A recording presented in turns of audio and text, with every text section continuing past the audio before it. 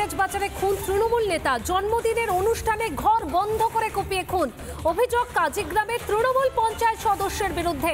জমি বিবাদের জেরে তৃণমূল নেতাকে খুন। মৃত তৃণমূল নেতা আবুল কালাম আজাদ, আহত তৃণমূল নেতা স্ত্রী সহ 3 জন। নিহতের বাবা এবং তার আত্মীয়রা আছে, কি বলছেন, তাদের ঠিক কি অভিযোগ শোনাবো আপনাদের। আমার ছেলে খুন হয়েছে, আমি তো বাড়িতে ছিলাম, আমার ছেলে ল্যান্ডের ব্যবসা করতো, বাইরে উপস্থিত ছিল।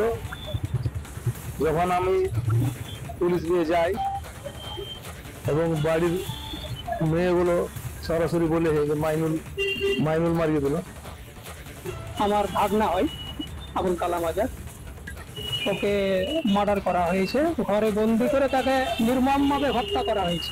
তাকে যথারীতি বিভিন্ন রকমের অস্ত্র দিয়ে আঘাত করে তাকে ওখানেই মেরে ফেলে দেওয়া হয়েছে এবং যতক্ষণ না মরেছে ততক্ষণ তারা ওখানে ছাড়েন।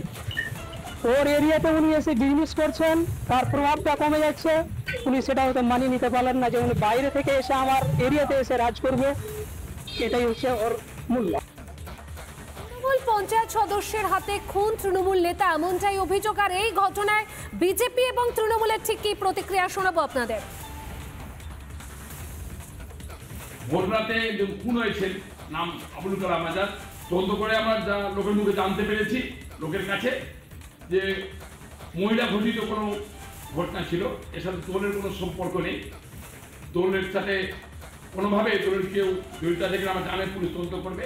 কিন্তু যারা এই খুনের সাথে যুক্ত আছেন, আমি পুলিশ প্রশাসনের কাছে আবেদন করবো, তদন্ত করুন, তদন্ত করে তাদেরকে গ্রেপ্তার করুন আর দৃষ্টান্তমূলক শাস্তির ব্যবস্থা করুন। যারা এই ধরনের কাজের সাথে যুক্ত থাকে তারা দলের কর্মী হতে পারে না।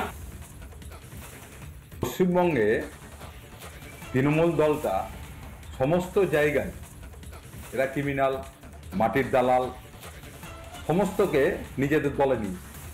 এর ফলে যেটা দেখা যাচ্ছে, এদের মধ্যে এই মাটির ব্যবসাকে কেন্দ্র করে বড় মুনাফা, তার ভাগাভাগিকে কেন্দ্র করে এদের মধ্যে গণ্ডগোল বাঁধছে।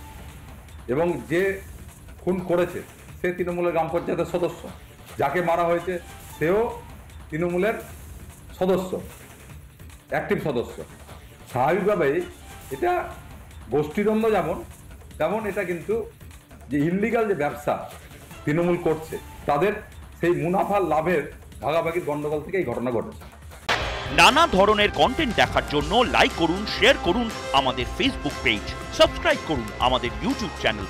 পাশাপাশি অন্যান্য ব্রেকিং নিউজের জন্য অবশ্যই চোখ রাখুন রিপাবলিক বাংলায়।